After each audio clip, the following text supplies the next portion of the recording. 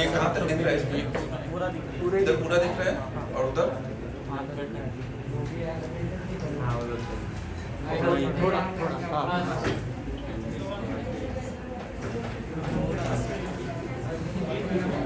चलो last time जो भी होमवर्क दिया था उसके पहले डाउट डिस्कस कर लेते हैं, फिर आगे करेंगे। इसमें देखो दो चीजें, जैसे शॉर्ट एग्जांपल में दिया हुआ है growth of ice in pond करके, एक शॉर्ट एग्जांपल में है क्वेश्चन। पॉन्ड में कैसे आइस ग्रोथ होता जाता है आइस का, कोई टाइम पे कितना थिकनेस तक वो फ्रीज हो जाएगा, ये वाला कर लिया है शॉर्ट एग्जांपल। ये दो मैंने इसीलिए नहीं कराए थे क्योंकि मुझे था कि शॉर्ट एग्जांपल में तो आप वहां कर लोगे। और एक बीट स्टोन वाला एक क्वेश्चन था इसमें। इलस्ट्रेशन 6 और 7 दो स्पेशली करने थे, बाकी तो हो ही जाएंगे।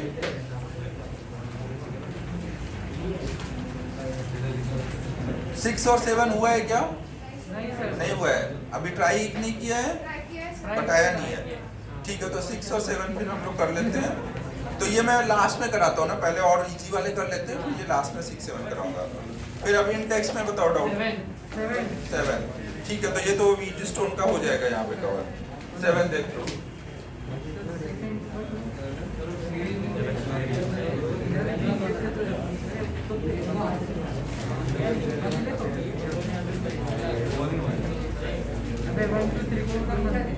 रत्मेश थोड़ा डिस्टेंस पे बैठो।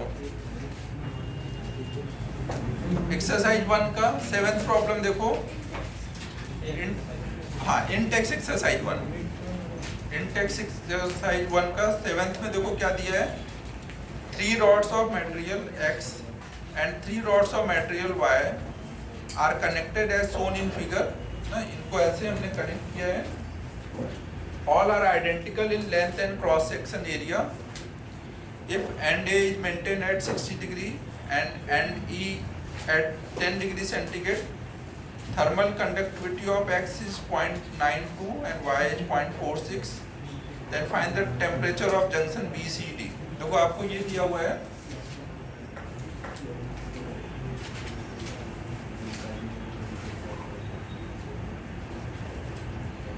ये A है, B, C, D, E। ये बोला जा रहा है Y है, ये भी Y है, ये भी Y है।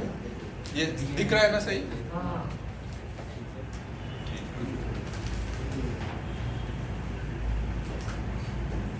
ये X वाला रॉड है, ये 3 X वाले रॉड है।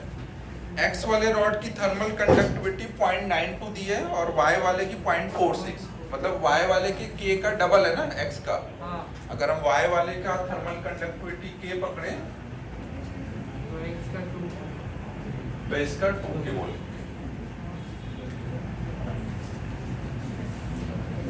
A का टेम्परेचर गिवन है 60 और E का गिवन है 10। A पे जो टेम्परेचर है वो 60 डिग्री सेंटीग्रेड और E पे टेम्परेचर 10 डिग्री सेंटीग्रेड है। तो हमें बताना है कि बाकी जो जंक्शन हुए यहाँ पे B, C, D, इनका क्या टेम्परेचर होगा, ये हमें बताना है। तो अब देखो हम लोग क्या करेंगे, इसमें देखो इसका जो भी रेसिस्टेंस होगा वो कैसे लिखोगे। कोई भी रॉड का रेसिस्टेंस कैसे लिखते हैं, यहाँ पे X ऑलरेडी यूज हो चुका है तो रेसिस्टेंस के लिए R लिख रहा हूँ ना। रेसिस्टेंस इक्वल टू क्या होता है, L बाई KA। तीनों रॉड आइडेंटिकल है डायमेंशन वाइज, ज्योमेट्री वाइज, मतलब L और A सबका सेम है। अब जिसका K ज्यादा होगा उसका R क्या हो जाएगा, कम हो जाएगा। तो इनके लिए R कितना बोलोगे, इनका K डबल हो गया है ना। अगर हम इसका R बोलते हैं, ये R है, ये R है, ये R है थर्मल रेसिस्टेंस, तो ये कितना हो जाएगा R by 2, R by 2, R by. ठीक है। अब देखो यहाँ पे इधर का रेसिस्टेंस R बाई 2 है, इधर का R है, तो रेशियो कितना है इधर 1:2। इधर भी R बाई 2, इधर R 1:2। अगर इधर इधर का रेशियो सेम होता है तो उस टाइम पे क्या होता है, यहाँ का टेम्परेचर और यहाँ का टेम्परेचर सेम हो जाता है ना। यहाँ पे TC और TD की वैल्यू सेम होगी। जब TC और TD सेम होगा तो इसको आप क्या कर सकते हो, बीच से हटा सकते हो ना, तो इसको हटा देते हैं। आप लोग अगले डायग्राम में हटाना ना, मैं इसी डायग्राम में हटा दे रहा हूं।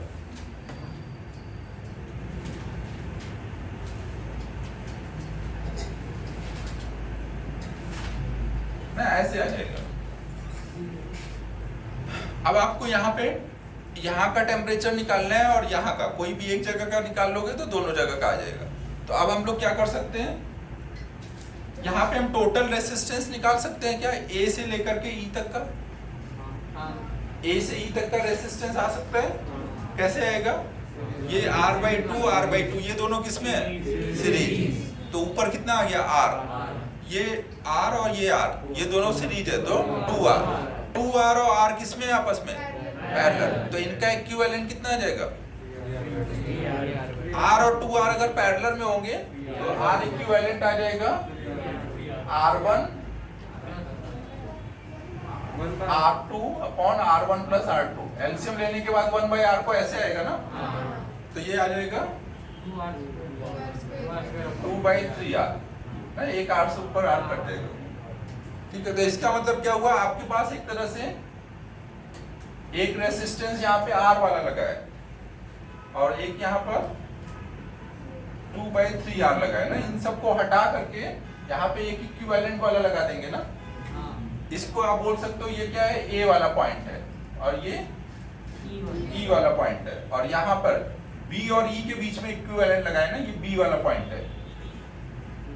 तो पूरा A से E तक का रेसिस्टेंस कितना आ जाएगा, ये दोनों सीरीज में है ना, तो टोटल R आ जाएगा R प्लस 2/3R मतलब 5/3R। तो अब आप यहाँ पे करंट लिख सकते हो। करंट कितना बोलोगे, आपको यहाँ का टेम्परेचर चाहिए ना, बी का जंक्शन का चाहिए, तो आप एक तो करंट लिख के कर सकते हो या फिर यहाँ की करंट और यहाँ की करंट लिख के इक्वेट कर दो। कोई भी एक तरीका लगा लेते हैं ना। तो मान लो हम यहाँ और यहाँ की करंट को इक्वेट करते हैं। यहाँ से यहाँ को कितनी करंट आ रही होगी, अगर इसका टेम्परेचर कुछ TB है तो यहाँ पे कितनी करंट आ रही होगी, कुछ आए, वही आगे भी जा रही होगी। तो यहाँ पे कितना बोलोगे, I की वैल्यू बोलोगे TA माइनस TB अपॉन में R। X नहीं यूज किया ना, क्योंकि X ऑलरेडी यूज हो चुका था। और यहाँ पे कितना बोलोगे, TB माइनस TE अपॉन में 2/3R। ये R कट जाएगा, इसको और सॉल्व कर लेते, ये ऊपर जाएगा 3/2 TB माइनस TE। TE कितना है 10, यहाँ क्या आ जाएगा, TA कितना है 60 माइनस TB। तो वो इधर कर लेते हैं, तो 120 minus TB equal to 2TB equal to 3TB minus 30। इसको इधर कर लेते हैं, 150 इक्वल टू 5TB, तो TB आ जाएगा 30। तो B का टेम्परेचर आ गया। समझो क्या कर रहे हैं, इस टाइप के हमने प्रॉब्लम किए थे ना, कि अगर एक रॉड दे दे, दो रॉड कनेक्ट हो बीच का जंक्शन का, तो बस वही करना है। बट इधर का पहले आप इक्विवेलेंट निकाल के रख लो यहाँ पर, फिर जो जंक्शन वाला लगाते थे वैसे कर दो। ठीक है, यहाँ तक क्लियर है, नोट कर लो इसको।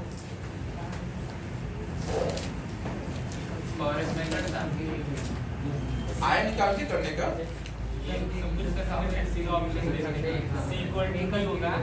और नॉट इक्वल टू बी होगा, वो C और D का इक्वल और नॉट इक्वल टू D। अच्छा, ऑप्शन से तू जा रहा है, C और D में वही होगा। हाँ ठीक है, वो तो ठीक है, एग्जाम के लिए वो सब मेथड है। अभी तो अपन सीख रहे हैं, तो अपना कैसे होना चाहिए वो देख रहे हैं।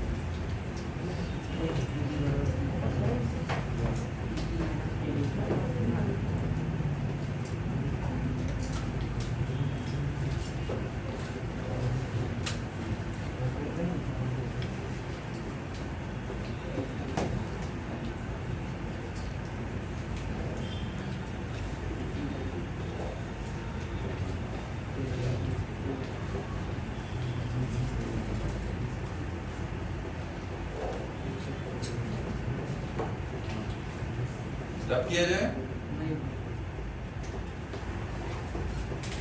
तूने वैसे मेथड से सॉल्व ही नहीं किया था? नहीं, सॉल्व करना है भाई। प्रैक्टिस के टाइम में जब आप कर रहे हो तब आपको जो सही मेथड होना चाहिए वैसे ही सॉल्व करना है, तब तक आंसर नहीं निकालना है। आंसर निकालो लेकिन वो सब एग्जाम में करो।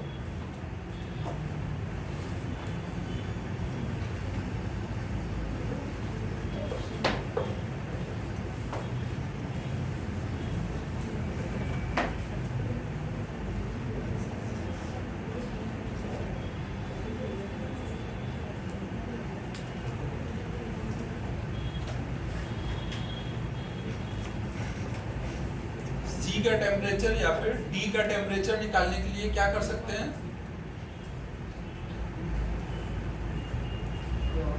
सी और डी का भी बचा है ना टेम्परेचर निकालना। OTC equal to TD equal to half करके वो इक्वेशन लिखे ना। हाँ,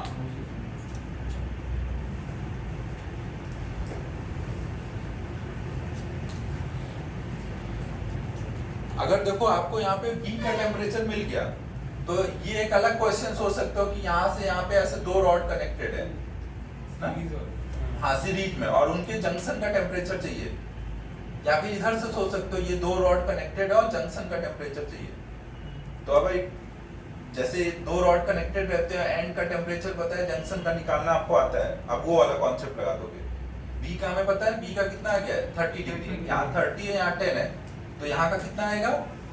जंक्शन का वो निकालने का जो तरीका लगाते हैं, मान लो इधर को I1 करंट जा रही है, इधर से I आ रही थी, लेकिन आने के बाद क्या होगा, दोनों में डिवाइड हो जाएगी ना, तो इधर I1 आ रही है और इधर I2, तो या तो आप I1 लिखो यहाँ से यहाँ तक के लिए और यहाँ से यहाँ तक के लिए, दोनों को इक्वेट कर दो तो जंक्शन का टेम्परेचर आ जाएगा। I1 कैसे लिखोगे? यहाँ से यहाँ तक के लिए I1 कैसे लिखोगे?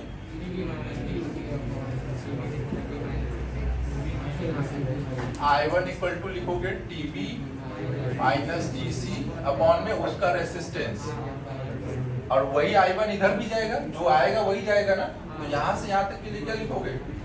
TC माइनस TE अपॉन में, अब ये R तो सेम है तो कट जाएगा। अब इसको सॉल्व करोगे तो TC इक्वल टू आ जाएगा TB प्लस TE अपॉन में, TB हमारा 30 आया है और TE 10 है, तो 30 प्लस 10 40/2 20।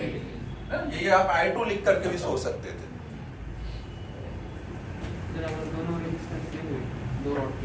दोनों रेजिस्टेंस सेम हुई, दो रॉड की। हाँ, और हमने उनका जंक्शन का टेम्परेचर निकालने के लिए उनके टेम्परेचर को ऐड करके डिवाइड कर दिया तो चलेगा अगर रेजिस्टेंस सेम है तब, लेकिन ऐसा हर बार होगा ऐसा नहीं है ना, तो इसलिए मैं हमेशा क्या बोलूंगा कि करंट लिखो और इक्वेट करके करो।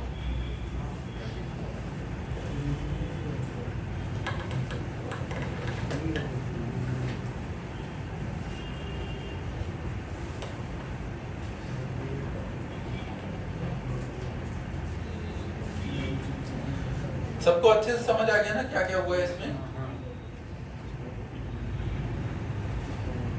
तो बीट स्टोन वाला जो फिर एक इलस्ट्रेशन है, अब वो करने की जरूरत नहीं है ना, अब वो कर सकते हो आप। इलस्ट्रेशन 6 और 7 दो डिस्कस करने थे, तो 6 अब हो जाएगा, अब 7 करेंगे बस, बट उससे पहले इन टेक्स्ट की एक्सरसाइज कर लेंगे।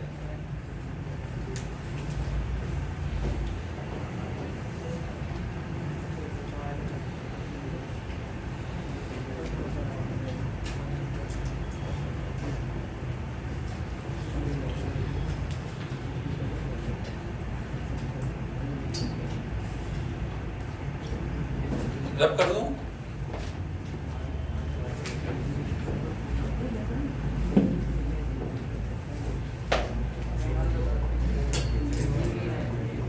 लास्ट वाला लेक्चर सबने देख लिया है ना, सीरीज पैरेलल, उसमें सब ये कराया हुआ था।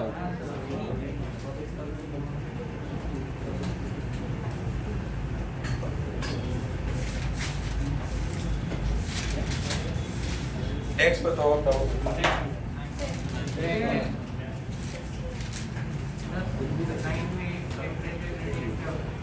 नाइन्थ में टेम्परेचर ग्रेडियंट डिस्टेंस के साथ जो टेम्परेचर में चेंज आता है उसको हम लोग टेम्परेचर ग्रेडियंट बोलते हैं ना, dt/dx। एक सेकंड वो भी थोड़ा बता देता हूँ। टेम्परेचर ग्रेडियंट पूछा हुआ है आपको। हाँ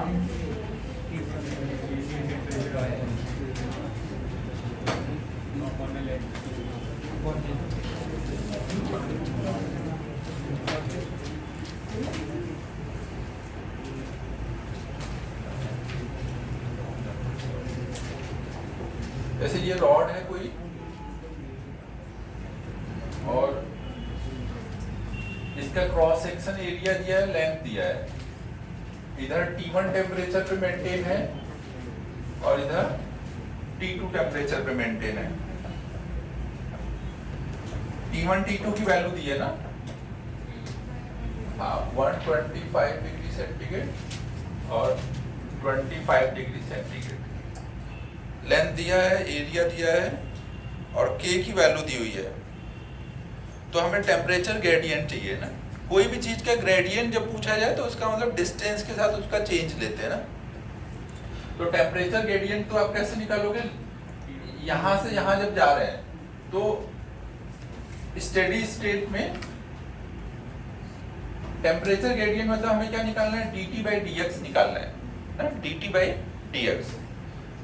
स्टेडी स्टेट में ये जो ग्रेडियंट होता है वो हर जगह सेम आता है, तो वहां पे आप ये ऐसे भी लिख सकते हो T1 - T2 अपॉन में L, दोनों टेम्परेचर ग्रेडियंट ही है ना। इसको डेल्टा T लिख दिया, इसको डेल्टा X लिख दिया। डेल्टा X मतलब पूरा ये L और डेल्टा T मतलब T1 - T2 अपॉन में ये L हो गया ना।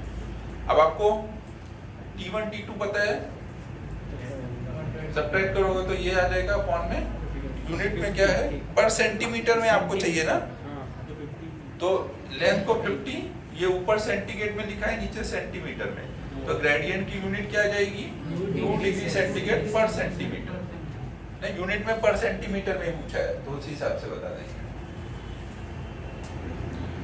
टेम्परेचर ग्रेडियंट जो होगा वो dt/dx होता है ना।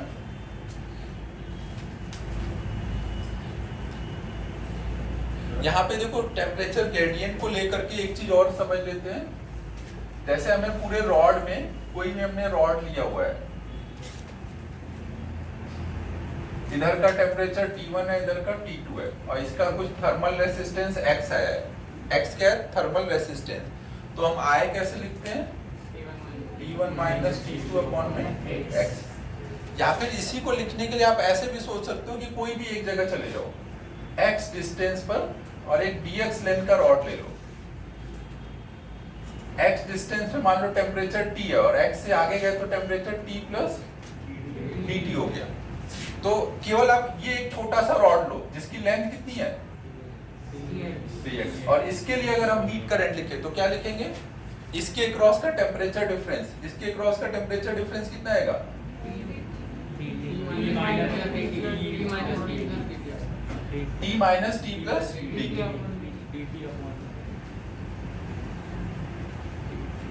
अपॉन में उसका रेसिस्टेंस ना, उसका रेसिस्टेंस कितना बोलोगे, लेंथ उसकी कितनी होगी, dx, L/Ka। A तो उतना ही होगा उसका भी, मटेरियल भी वही है, तो ये कितना आ जाएगा, -dt/dx और Ka ऊपर आ जाएगा। तो कोई भी x डिस्टेंस पे आप डायरेक्ट ऐसे भी करंट लिख सकते हो, -Ka dt/dx। एक तो हम पूरा रॉड लेकर के लिख सकते हैं, या फिर हम कोई ऐसे x डिस्टेंस पे एक सेक्शन पे dx लेंथ लेकर के भी ऐसे लिख सकते हैं। ये हमारा क्या है, टेम्परेचर ग्रेडियंट है x डिस्टेंस पर। जैसे कोई भी रॉड लोगे, ये एक छोटा सा रॉड है ना आपका, dx लेंथ का एक छोटा सा रॉड है, इसका लेंथ हमारा dx है और इसका ये एरिया होगा ना, ऐसे करंट आ रही है, हीट करंट, एरिया ये है, क्रॉस सेक्शन, मटेरियल की है, समझ लो ना। तो रेसिस्टेंस कैसे लिखते हैं, L/Ka। L कितना है, जिधर I जा रहा होता है उधर लेंथ लेते हैं ना, और उसके परपेंडिकुलर एरिया, तो एरिया वही आ जाएगा, छोटे का है इसलिए इसको dx।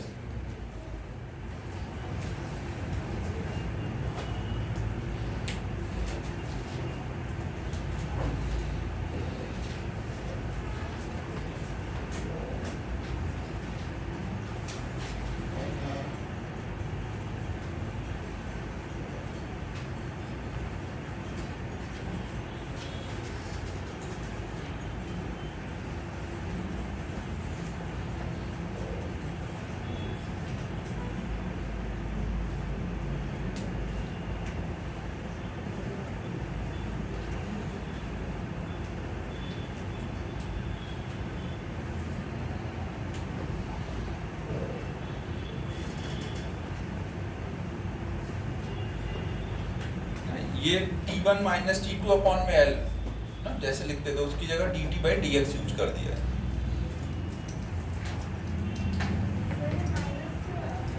माइनस यहाँ पे बता रहे हैं कि जब हम आगे बढ़ रहे हैं तो टेम्परेचर में जो चेंज हो रहा है वो कम हो रहा है ना, तो dt क्या रिप्रेजेंट करता है? Change in temperature.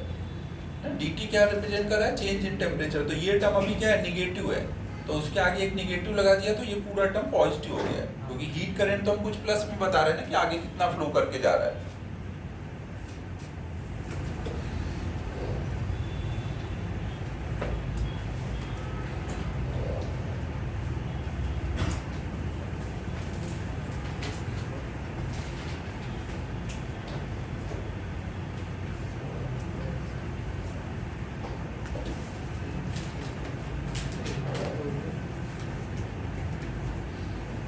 ये वाला पॉइंट अपने क्लास नोट में लिख लेना ना।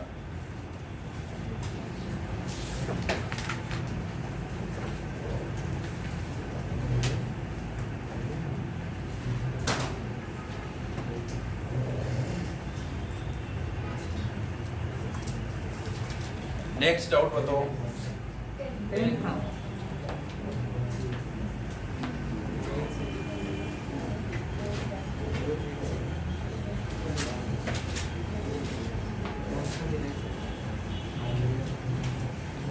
टेन देखो क्या है, one end of a copper rod of length 0.1 metre, हाँ 1 metre and area of cross section this much is immersed in a boiling water and other end in the ice, coefficient of thermal conductivity दिया है, latent heat of ice दिया है, then they want to with the 1 metre. तो हमें पूछा गया है कि 1 मिनट में कितना आइस मेल्ट हो जाएगा। तो ये क्वेश्चन है कि एक हमने ऐसे रॉड ले लिया, इसके एक एंड में इधर के साइड में बॉइलिंग वाटर है ना, ये आगे तक कंटेनर होगा, इधर 100 डिग्री सेंटीग्रेड पे बॉइलिंग वाटर है, और दूसरे एंड पर इधर के साइड में आइस है। आइस कितने पर है? 0 डिग्री सेंटीग्रेड पे। तो यहाँ पे क्या होगा? 100 डिग्री हायर टेम्परेचर से लोअर टेम्परेचर की तरफ पर सेकेंड हीट फ्लो करके आ रहा होगा। अब जब हीट फ्लो करके आएगा तो 0 डिग्री के आइस को हीट मिलेगा तो क्या होना शुरू हो जाएगा? मेल्ट होने लग जाएगा। तो हमें अब बताना है कि 1 मिनट में कितना आइस मेल्ट हो जाएगा। तो अगर हमें ये पता चल जाए कि 1 मिनट में कितना हीट फ्लो करके चला आएगा तो Q आ जाएगा, फिर Q इक्वल टू ml लगा देंगे ना, Q इक्वल टू ml से फिर m आ जाएगा। अब हमें यहाँ पे पता है कि I कितना आ रहा होगा, जो हीट करंट फ्लो करके आ रही होगी वो कितनी होगी? टेम्परेचर डिफरेंस अपॉन में इसका रेसिस्टेंस, x लिख लोगे, L दिया है, K दिया है, A दिया है, तो आ जाएगा। अब I आ गया तो T टाइम में कितना हीट फ्लो होगा, तो Q इक्वल टू IT लगा दोगे। T सब कुछ ऐसा यूनिट में डालना ना, T 1 मिनट मतलब 60 सेकेंड, तो ये I और T डालोगे तो Q आ जाएगा। अब Q आ जाएगा तो Q इक्वल टू ml लगा दोगे, तो कितना वो मेल्ट हुआ होगा आइस को पता चल जाएगा। हाँ, L दिया हुआ है, M निकालना है। समझ आया सबको क्या करना है?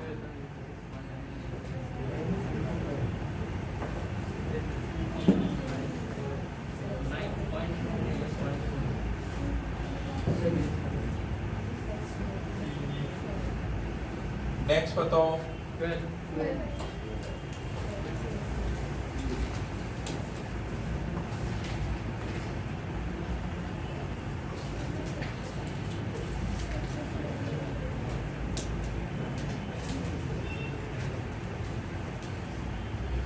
ट्वेल्थ में देखो क्या बोला गया है, a cylindrical rod with one end in steam chamber and other end in the ice result in melting of, ये मेरे हिसाब से कुछ ऐसा ही होगा। फिर से हो सकता है इस बार कुछ मास दे दे, कुछ टाइम पूछे, कुछ तो ऐसे हुआ होगा। पूछा क्या है?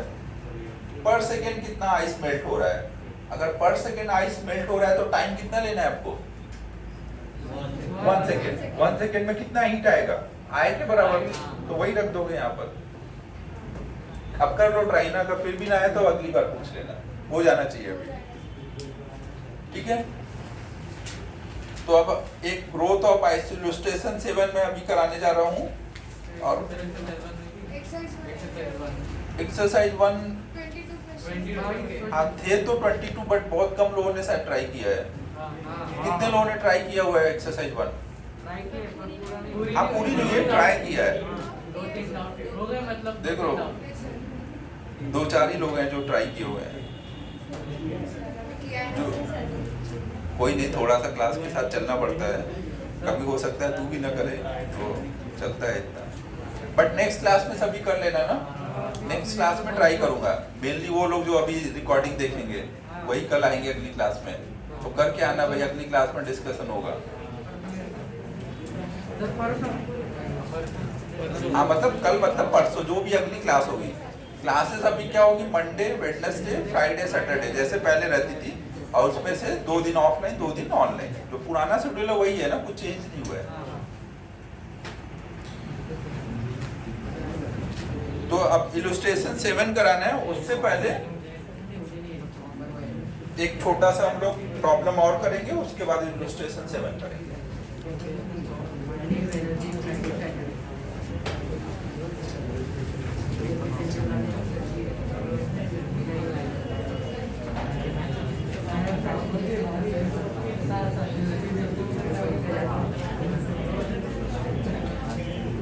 एक ये प्रॉब्लम करो, सपोज कोई रॉड है,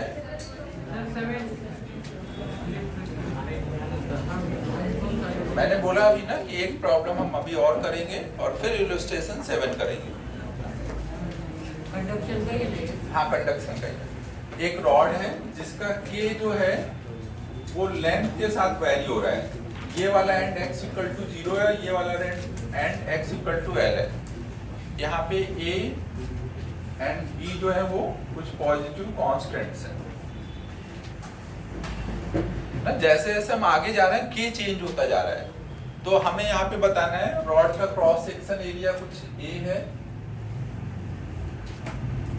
तो हमें बताना है इसका टोटल थर्मल रेसिस्टेंस कितना होगा ना। ऐसे करंट फ्लो हो रही है इस एंड से इस एंड की तरफ, तो थर्मल रेसिस्टेंस बताना है।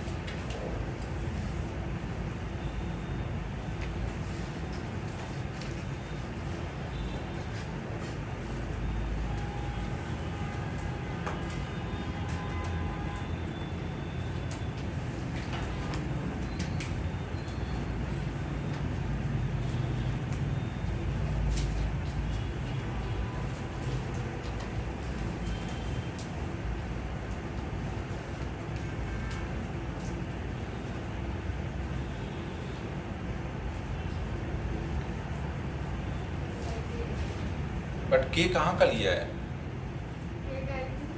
डायरेक्ट? ये किस जगह का के है? ये तो पूरा यहाँ से यहाँ तक वेरी हो रहा है, कहाँ का आपने के लिया है?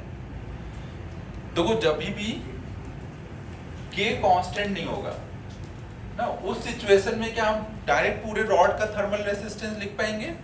नहीं। हम देखो ऐसे सोच सकते हैं कि अगर हम x डिस्टेंस पर एक dx लेंथ ले लें, तो इतने लेंथ के लिए यहां से यहां जा रहे हैं, तो x लगभग क्या मानोगे? कांस्टेंट है ना। यहां से यहां गए तो x में कितने का चेंज आया? x से x प्लस dx हो गया, और x प्लस dx भी लगभग क्या है? सेम है। तो इतने इस रॉड के लिए आप सोच सकते हो ना कि k की वैल्यू कांस्टेंट है। जब पूरे रॉड के लिए k कांस्टेंट होगा, तब उसके लिए आप थर्मल रेसिस्टेंस का फॉर्मूला लगा सकते हो। तो इसके लिए हम लगा सकते हैं, इसका मान लो थर्मल रेसिस्टेंस आ जाएगा dx इक्वल टू उसका लेंथ, करंट ऐसे आ रही है ना, तो लेंथ किसको बोलोगे? उसी के अलॉन्ग, उसके अलॉन्ग कितना चलना पड़ेगा? dx, तो l हो जाएगा dx अपॉन में k वहां पे कितना है? ax प्लस b, और वहां का एरिया तो हर जगह सेम है। अब ऐसे यहाँ पे हर एक जगह dx लेंथ के रॉड ले सकते हो ना, और सब क्या होंगे, सबसे करंट सेम जाएगी ना, तो मतलब सारे dx लेंथ के रॉड किस में है? अगर सब में करंट सेम जाती है तो सारे जो रेजिस्टेंस है वो किस में है? सीरीज में। तो यहाँ हर एक dx लेंथ वाला सब सीरीज में है। अगर सब सीरीज में है तो उनको क्या करोगे आप? सीधे ऐड करोगे ना। अब बहुत सारे जब ऐड करना होगा तो कैसे ऐड करेंगे? इंटीग्रेशन। तो इसको हम इंटीग्रेट कर देंगे, तो इससे हमें टोटल x आ जाएगा। तो ये कितना आ जाएगा? a बाहर आ जाएगा, x की वैल्यू 0 से लेके l तक जाएगी ना। 1/ax प्लस b का इंटीग्रेशन कितना हो जाएगा? 1/x का इंटीग्रेशन पता है हमें? ln x। और जब भी x के साथ में कुछ कोएफिशिएंट आ जाएगा तो कोएफिशिएंट से हमें वो डिवाइड करना पड़ता है ना। तो यहाँ पे हो जाएगा ln ax plus b, x के कोएफिशिएंट से डिवाइड कर देंगे, लिमिट डाल देंगे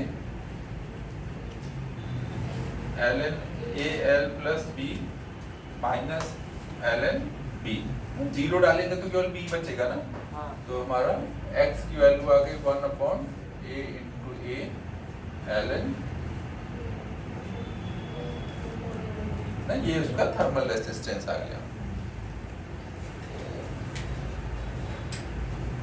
ये इस टाइप के देखो, ये इंटीग्रेशन वाले क्वेश्चन ना, इनका हम लोग ज्यादा प्रैक्टिस करंट इलेक्ट्रिसिटी वाले चैप्टर में करेंगे ना। अभी थोड़ा बहुत ही करा दे रहा हूँ ना, और उतने क्वेश्चन भी अभी नहीं मिलेंगे। इन पे अभी बहुत सारे क्वेश्चन लगाएंगे करंट इलेक्ट्रिसिटी, जो वहां करेंगे वही यहाँ भी करते हैं। क्या क्या इंटीग्रेट?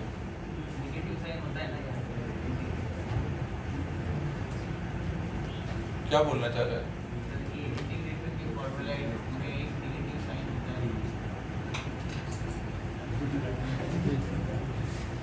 वन अपॉन एक्स का इंटीग्रेशन बता, फिर कहाँ माइनस आया?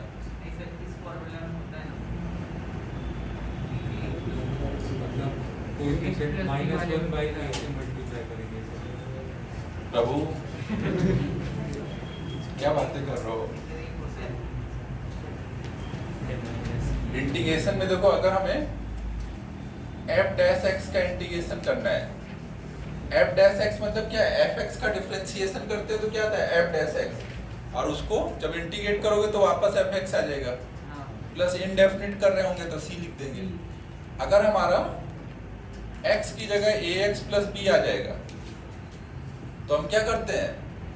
हम थोड़ी देर के लिए इसको मन की आंखों से देखते हैं ना। ये क्या दिख रहा है? x, तो f डैश x को क्या लिखेंगे? fx, और x का जो कोएफिशिएंट है उससे डिवाइड कर देंगे। बस यही चेंज आता है ना। x की जगह अगर ax प्लस b आ गया तो क्या चेंज किया आपने इंटीग्रेशन में? बस x के कोएफिशिएंट से डिवाइड कर देना है। बाकी जैसे x को लेकर के सॉल्व करते थे वैसे ही ax प्लस b को भी लेके सॉल्व करेंगे। ठीक है, क्लियर है? तो इसमें कोई माइनस वगैरह नहीं आ रहा है ना। अब इससे ज्यादा मत कूद गई। अब नहीं याद आ रहा है तो रिवाइज कर थोड़ा।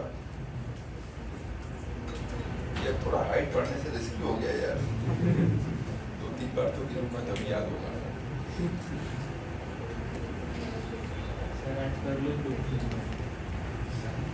तू तो मना ही रहा होगा कि एक बार गिर के मजा आ जाए।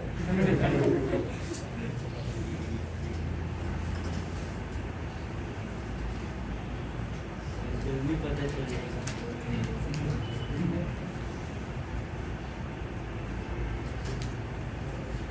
मैं गिरता हूँ तो इस पे फाइन लगाएंगे ना, इसके लिए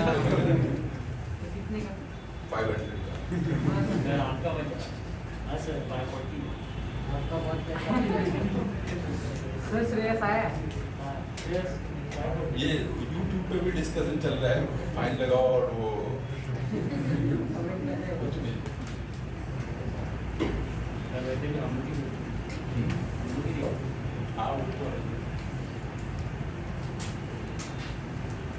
रब किया जाए।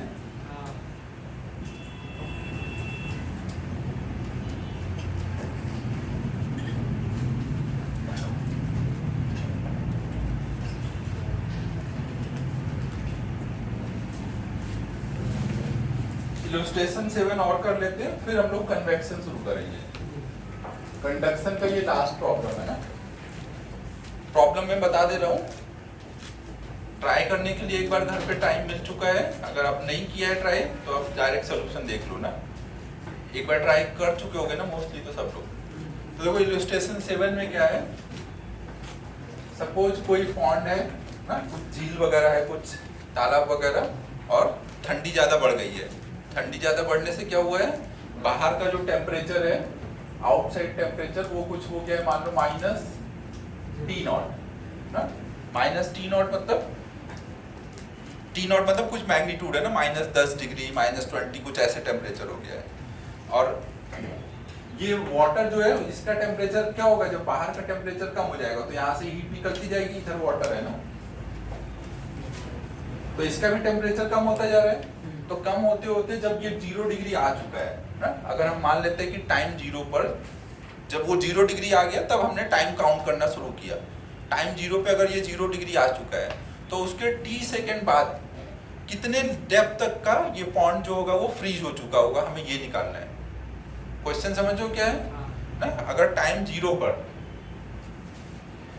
ये अभी पूरा 0 डिग्री पे आ गया है, अब 0 पे आने के बाद फिर भी इधर से इधर हीट फ्लो होगा ना, क्योंकि बाहर -T0 है और इधर 0 डिग्री है, तो 0 से -T0 की तरफ हीट फ्लो होगा। अब जैसे हीट फ्लो होगा फ्रीज हो जाएगा ऊपर का लेयर, फिर उससे नीचे के लेयर से हीट जाएगा, वो फ्रीज हो जाएगा, ऐसे लेयर वाइज वो फ्रीज होता जाएगा। तो हमें अब निकालना है कि t सेकेंड के बाद में कितनी हाइट तक का पॉन्ड फ्रीज हो चुका होगा। ठीक है, ये क्लियर है। तो हम लोगों को ये निकालने जा रहे हैं। तो हम देखो इसको ऐसे सोचेंगे कि मान लेते हैं कि कोई t सेकेंड बाद, टाइम 0 से टाइम t सेकेंड बाद कुछ मान लो h हाइट तक का फ्रीज हो चुका है ना, कुछ h हाइट तक का फ्रीज हो चुका है। फिर अगले dt टाइम में क्या होगा, जहां तक का फ्रीज हो गया उसके इधर अब भी क्या है, वाटर 0 डिग्री पर है, कंडक्शन की वजह से ऐसे हीट फ्लो करके जाएगा, ये बीच में रॉड का काम करेगा ना, और पॉन्ड का कुछ क्रॉस सेक्शन एरिया रहा होगा। ऊपर से देखोगे तो पॉन्ड का कुछ क्रॉस सेक्शन एरिया होगा ना, वो मान लो कुछ a है। तो इधर 0 डिग्री है, इधर -T0 है, तो इधर से कंडक्शन की वजह से हीट फ्लो करके निकलेगी। जैसे ही हीट फ्लो करेगी तो क्या होगा, एक और छोटा सा लेयर फ्रीज हो जाएगा। अगर dt टाइम में मान लो कुछ dq हीट फ्लो करके निकली, तो dq के करस्पॉन्डिंग एक छोटा सा लेयर और फ्रीज हो जाएगा। इसको आप बोलोगे dh लेंथ और फ्रीज हो गया। dt टाइम में हम देख रहे हैं ना, t टाइम के बाद t से t प्लस dt में टाइम dt अगर थोड़ा सा और हमने t से dt गए तो क्या होगा, कुछ dq हीट फ्लो करके निकल जाएगा। dq जो फ्लो हुआ वो dt टाइम में हुआ, तो पर सेकंड कितना हुआ, dq बाई dt। तो इसको आप क्या बोल सकते हो, हीट करंट ना। हीट करंट कितना बोलोगे यहाँ पर, ये h लेंथ का एक आइस का एक रॉड टाइप बन गया है ना, उसके इधर का टेम्परेचर पता है, इधर का पता है, और आइस की मान लो आपको थर्मल कंडक्टिविटी दी हुई है k। तो यहाँ हीट करंट कैसे लिखेंगे, टेम्परेचर डिफरेंस अपॉन में रेसिस्टेंस।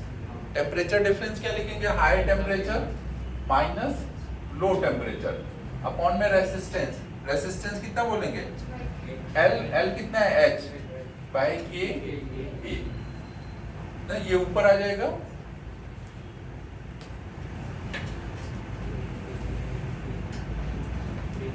ना ऐसे आ जाएगा। अब अगर यहाँ से dq हीट निकला है तो dq के करस्पॉन्डिंग कुछ dm मास फ्रीज हो गया होगा ना, dq हीट निकलेगा 0 डिग्री पर, तो उससे dm मास फ्रीज होगा। तो dq इक्वल टू आप क्या लगाओगे, q equal to ml।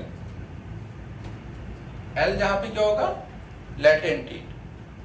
dm की वैल्यू कितनी लिख सकते हो, अगर इसका कुछ डेंसिटी पता है, रो है, क्रॉस सेक्शन एरिया a है, तो रो इनटू a इनटू dh पहले इसका वॉल्यूम हो जाएगा ना, ये a इनटू dh इसका वॉल्यूम है, वॉल्यूम इनटू डेंसिटी करोगे तो ये क्या आ जाएगा, इसका मास आ जाएगा, मास इनटू लेंथ। ये dq की जगह हम लिख सकते हैं ना, तो यहाँ पे डाल दो, I मतलब क्या है, dq बाई dt। तो हम इसको क्या लिख देंगे, ये dq बाई dt, dq की जगह ये लिख दो।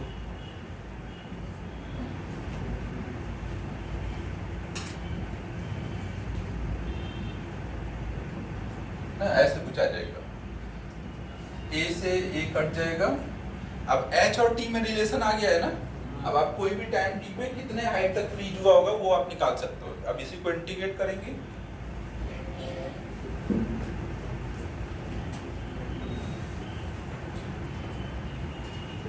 h वाले टर्म एक साइड कर लेते हैं, t वाले एक साइड, इन सबको उधर ही करते हैं ना, तो हमारा आ जाएगा रो l अपॉन में k t नॉट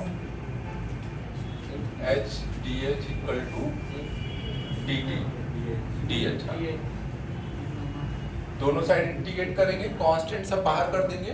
टाइम 0 पे कितना हाइट फ्रीज हुआ था 0, और कोई टाइम t पे कितना फ्रीज हो जाएगा h, तो ये आ जाएगा रो l अपॉन में k t not into H square by इधर t बच जाएगा।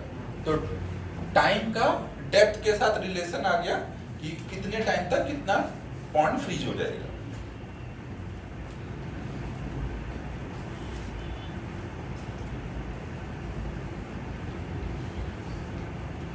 चाहे तो फॉर्मूला याद रखो, अगर इतना बार बार डिराइव कर सकते हो तो कर लेना। क्वेश्चन सबको समझ आया क्या हुआ है ना?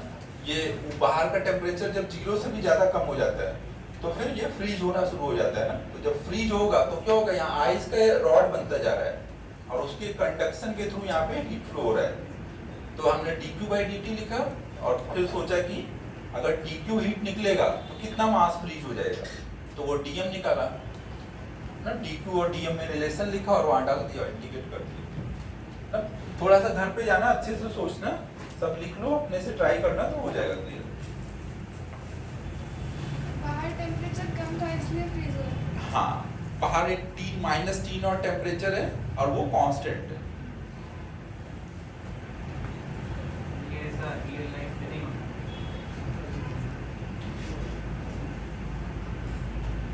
कि आइस बैड कंडक्टर फ्लो नहीं करने देता।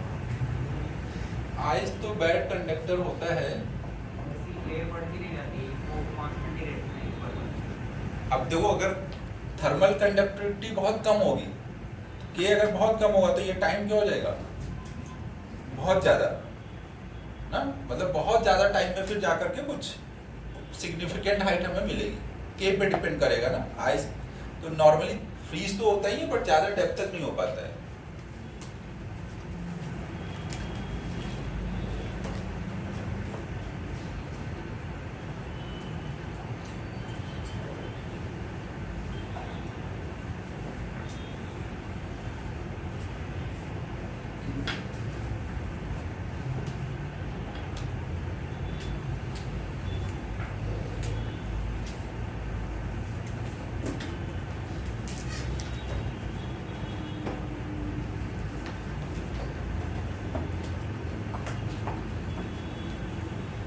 तो कंडक्शन अब कंप्लीट हो गया है। अब हम लोग कन्वेक्शन स्टार्ट कर रहे हैं। कन्वेक्शन में बस थोड़ा सा इंट्रो ही देखेंगे क्योंकि वो जेई सिलेबस में है नहीं, फिर रेडिएशन स्टार्ट करेंगे।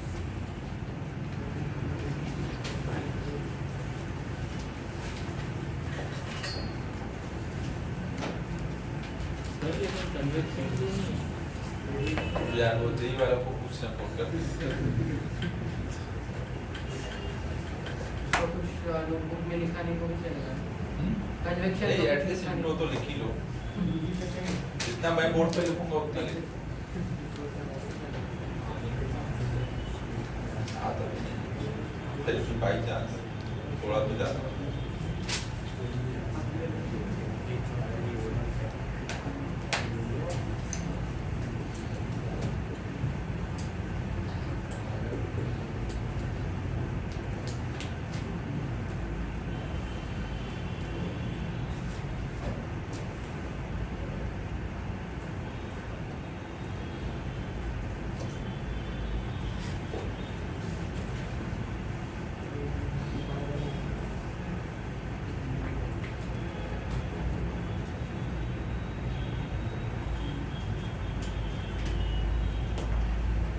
सर अब ये फॉर्मूला टाइम टी पे कितना डेप्थ तक हाँ, आइस का उसके लिए उसके लिए ना, अगर आप मान लो बोला जाए कि भाई 1 घंटे बाद का बताओ तो ये हो जाएगा 2 घंटे बाद का डालोगे तो उस हिसाब से आ जाएगा, SI यूनिट में डालना। अब ये भी पूछ सकते हैं कि 1 से 2 घंटे के बीच में कितना हुआ, तो यहाँ पहले 2 घंटे डाल के हाइट निकालो, फिर 1 घंटे डाल के निकालो, फिर उनका डिफरेंस ले लो। मतलब फॉर्मूला एक आ गया, अब कैसा क्वेश्चन आ रहा है उस हिसाब से यूज करो। बकवास मत करो, भारत थोड़ी लिखवाया जाता है, कुछ तो दिमाग भी चलाना है भाई। अपन को थोड़ा दिमाग चलाने के लिए तैयार रहना है ना, ये मत सोचो कि सब लिख लिया एज इट इज आएगा तभी होगा ना। बोर्ड का एग्जाम बना दे रहे हो।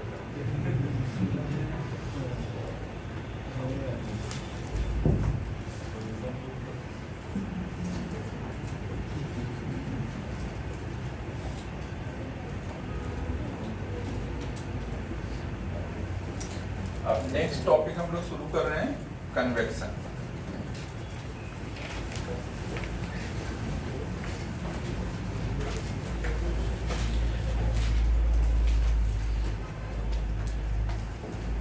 हमें देखो पता है हीट ट्रांसफर के 3 तरीके होते हैं ना, कंडक्शन, कन्वेक्शन और रेडिएशन।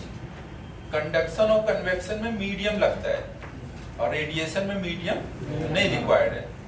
कन्वेक्शन और कंडक्शन में दोनों में मीडियम लग रहा है, लेकिन डिफरेंस क्या होगा, कंडक्शन में मीडियम चलता नहीं है ना, वो अपनी जगह रुका रहता है। कन्वेक्शन में हम देखेंगे कि जब हीट ट्रांसफर होगा तो मीडियम भी साथ साथ चल रहा होगा ना, तो ये कंडक्शन और कन्वेक्शन में डिफरेंस आ जाता है। तो क्या क्या हो रहा होगा यहाँ पे, उसका एक एग्जांपल लेके समझते हैं। मान लो हमने वाटर लिया और उसको फायर के ऊपर रखा, तो फायर के ऊपर ऐसे टिका हुआ है, बाकी समझ जाओ तुम लोग, होगा कुछ स्टैंड वगैरह लगा दो साइड से। तो यहाँ पे मान लो वाटर है, तो अब जब आप फायर के ऊपर रखोगे तो क्या होगा,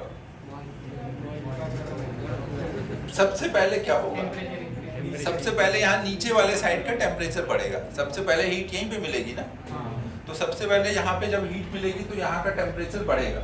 अगर टेम्परेचर बढ़ेगा तो वहाँ का जो लिक्विड होगा वो एक्सपैंड करेगा या कंप्रेस होगा, एक्सपैंड करेगा, तो उसका वॉल्यूम बढ़ेगा।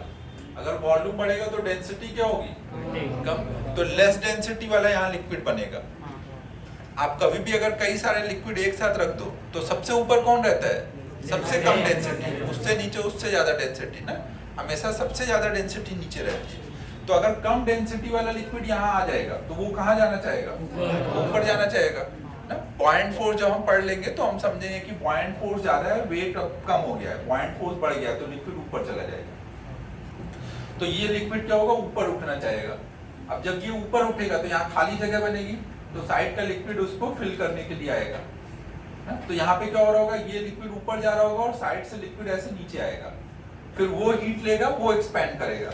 जब वो इस यहाँ वाले से ज्यादा एक्सपैंड हो चुका होगा तो वो ऊपर उठेगा, फिर साइड से आएगा, तो ऐसे एक फ्लो स्टार्ट हो जाएगा और थोड़ी देर बाद पूरा वाटर गर्म हो जाएगा। तो इसमें क्या हो रहा है, पूरी एनर्जी यहाँ से यहाँ तक गई, लेकिन कैसे गई है, साथ साथ लिक्विड भी फ्लो हुआ है ना। यहाँ का लिक्विड हीट लेके ऊपर गया, फिर दूसरा या वो हीट लिया वो ऊपर गया, ऐसे चल रहा है ना। ऐसा नहीं हो रहा है कि ये सब यहीं था बस हीट फ्लो करके ऊपर गया, ऐसा नहीं हुआ ना। यहाँ पे मीडियम को भी मूव करना पड़ रहा है हीट को फ्लो कराने के लिए। तो ऐसे हीट फ्लो के प्रोसेस को हम लोग कन्वेक्शन बोलते हैं। और इसमें ये जो वाटर का जब आप ऐसे फ्लो चल रहा होता है तो ऐसे करंट बन जाता है ना, वाटर किससे ऐसे आ रहा है, ऊपर उठ रहा है, तो ये जो बन रहा है इसको हम नाम देते हैं कन्वेक्शन करंट।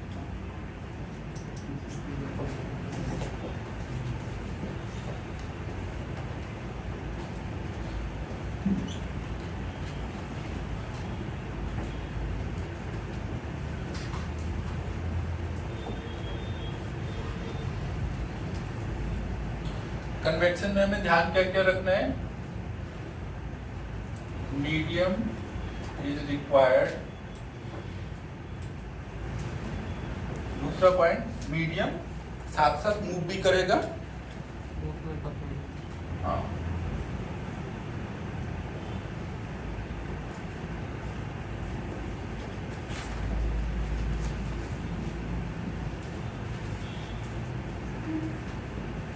फिर ये जो कन्वेक्शन के थ्रू जब हीट फ्लो हो रहा है तो इसको हम 2 टाइप में कैटेगराइज कर सकते हैं। एक टाइप होगा खुद से डेंसिटी डिफरेंस की वजह से ये मीडियम मूव किया, खुद से मूव किया ना। और एक ये भी हो सकता है कि आप फोर्सफुली मूव करा दो। मान लो आपने कोई एक मोटर लगाया, मोटर लगा करके पाइप में एक जगह हीट करो और मोटर से उसको पाइप में आगे फ्लो कराते जा रहे हो ना, कुछ भी ऐसा फोर्सफुली भी हम करा सकते हैं। तो उसमें भी मीडियम आगे जा रहा है, साथ साथ हीट आगे जा रही है, तो वो भी कन्वेक्शन है, लेकिन वो क्या है, फोर्स्ड कन्वेक्शन है। और जब ये ऐसे खुद से हो रहा है तो इसको बोलते हैं नेचुरल कन्वेक्शन। तो ऐसे दो टाइप से हम लोग कन्वेक्शन के थ्रू हीट फ्लो करा सकते हैं।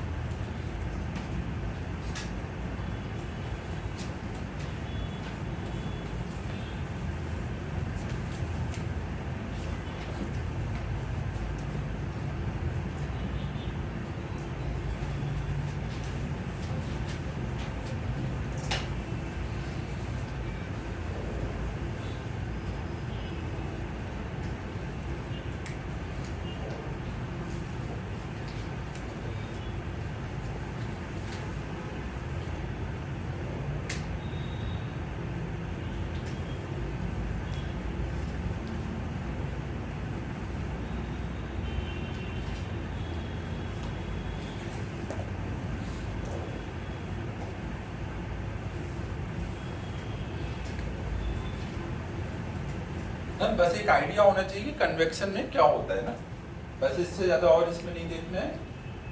अब नेक्स्ट हम लोग रेडिएशन शुरू करेंगे।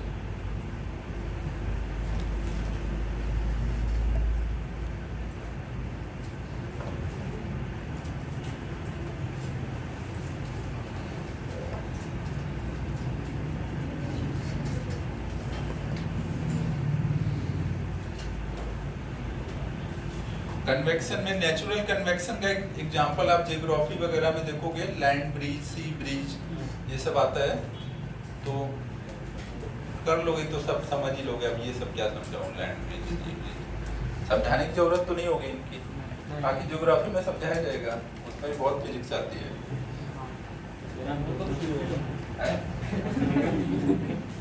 समझ जियोग्राफी कब शुरू होने वाला है?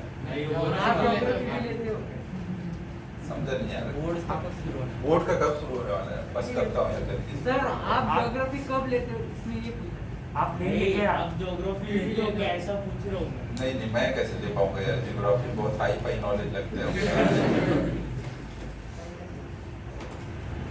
उसमें कोरियलिस फोर्स पता नहीं क्या सेंट्रीफ्यूगल फोर्स लगाते हैं और बहुत बड़ी बड़ी बातें करते हैं, इतना इजीली करते हैं कुछ समझ ही नहीं आता कैसे आया क्या हुआ।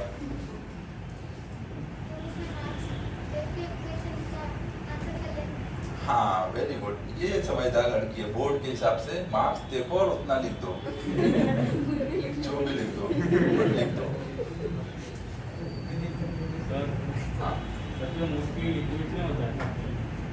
हाँ ये मेनली फ्लूइड्स में होगा, गैस में ऐसे हो सकता है और लिक्विड्स में हो सकता है।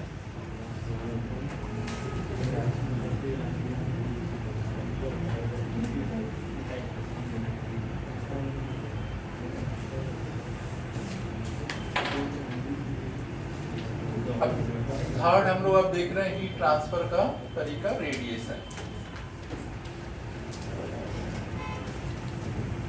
तो रेडिएशन में देखो क्या होगा, कोई भी अगर हम बॉडी ले लें और वो मान लो कुछ टेम्परेचर पे है, तो टेम्परेचर की वजह से क्या होता है, ये हर तरफ को इसके अंदर से हीट निकलती है, एनर्जी निकलती है।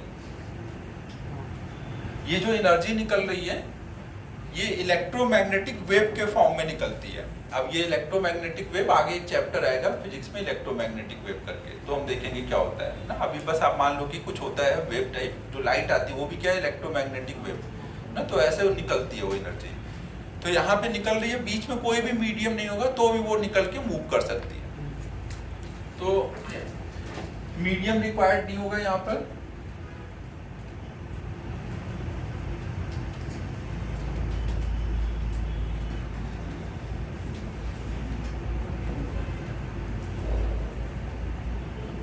और ये रेडिएशन होता है क्या, रेडिएशन इज इलेक्ट्रोमैग्नेटिक वेव।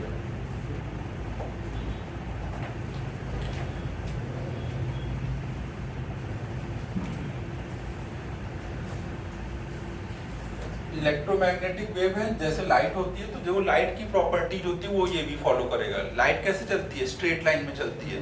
तो रेडिएशन भी अगर बॉडी से निकली तो स्ट्रेट लाइन में चल रही होगी। अगर कोई सरफेस आ जाएगा तो जैसे लाइट रिफ्लेक्ट करती है तो वैसे ये रेडिएशन भी रिफ्लेक्ट करता है। जब मीडियम चेंज होता है ना, लाइट एक मीडियम से दूसरे मीडियम में जाती है तो रिफ्रैक्ट होती है, तो रेडिएशन भी वैसे ही रिफ्रैक्ट होता है। तो रेडिएशन भी लाइट वाली सारी प्रॉपर्टी फॉलो करेगा।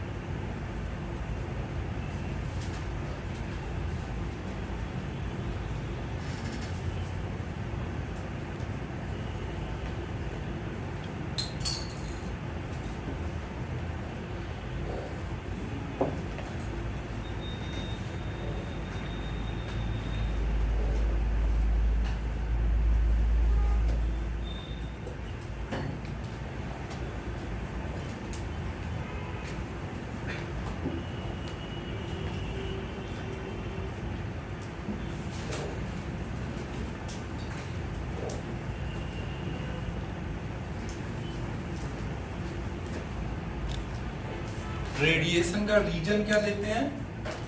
जब भी कोई चार्ज बॉडी मूव करती है तो वो एनर्जी रेडिएट करती है ना। तो यहाँ पे जब बॉडी को हम हीट देते हैं टेम्परेचर की वजह से, उसके अंदर जो मॉलिक्यूल्स हैं वो वाइब्रेट कर रहे हैं ना, तो जितना टेम्परेचर बढ़ेगा उतनी तेजी से वाइब्रेट करेंगे। और हर मॉलिक्यूल के अंदर चार्ज भी होता है, तो एक तरह से क्या है, चार्ज मॉलिक्यूल्स अंदर सब मूव कर रहे हैं, वाइब्रेट कर रहे हैं, तो वाइब्रेशन की वजह से ही एनर्जी निकल रही है। ये अब इलेक्ट्रोमैग्नेटिक थ्योरी होती है, एक मैक्सवेल का एक लॉ है, आगे हम लोग पढ़ेंगे इलेक्ट्रो वगैरह में। वो भी बहुत ज़्यादा नहीं पढ़ना है अभी ना, वो सब उसमें पढ़ना होगा ग्रेजुएशन के टाइम पर, कि चार्ज पार्टिकल एनर्जी रेडिएट करता है। तो इसके अंदर के जो भी चार्ज पार्टिकल हैं ना, हर एक जगह प्लस माइनस है ना चार्ज, तो जो भी मॉलिक्यूल से सब वाइब्रेट कर रहे हैं, वाइब्रेट कर रहे हैं मतलब चार्ज पार्टिकल मूव कर रहे हैं, तो उसकी वजह से एनर्जी का रेडिएशन चलता रहता है ना। तो रीजन क्या हो जाएगा?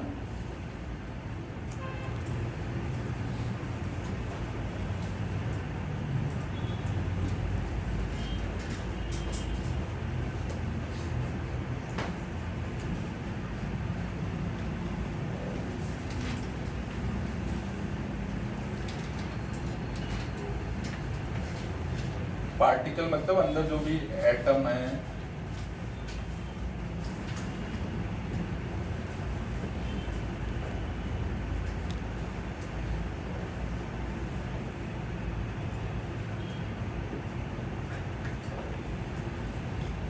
इलेक्ट्रॉन को फ्रीली मूव करता है।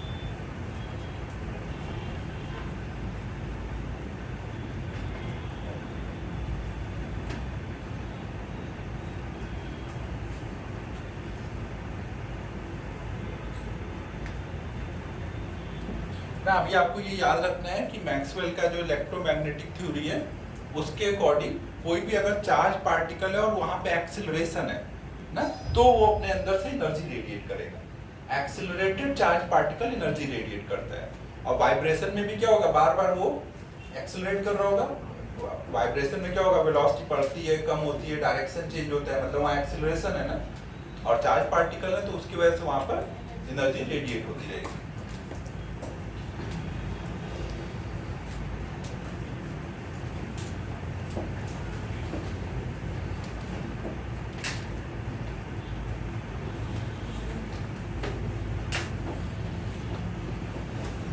रेडिएशन को हमें काफी डिटेल में पढ़ना है, तो उसके लिए पहले तो यहाँ पे कुछ बेसिक टर्म्स यूज होंगे वो देखते हैं, फिर उन टर्म्स को देखते हुए कुछ लॉ है वो देखने रहेंगे। रब कर रहा हूँ ये।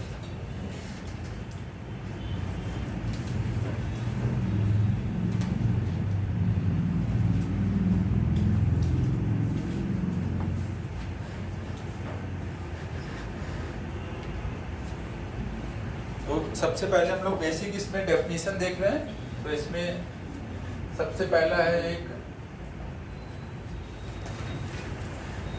देखो अगर कोई मान लो हमने एक ऐसे बॉडी ले ली है और उस पर कुछ क्यू इनर्जी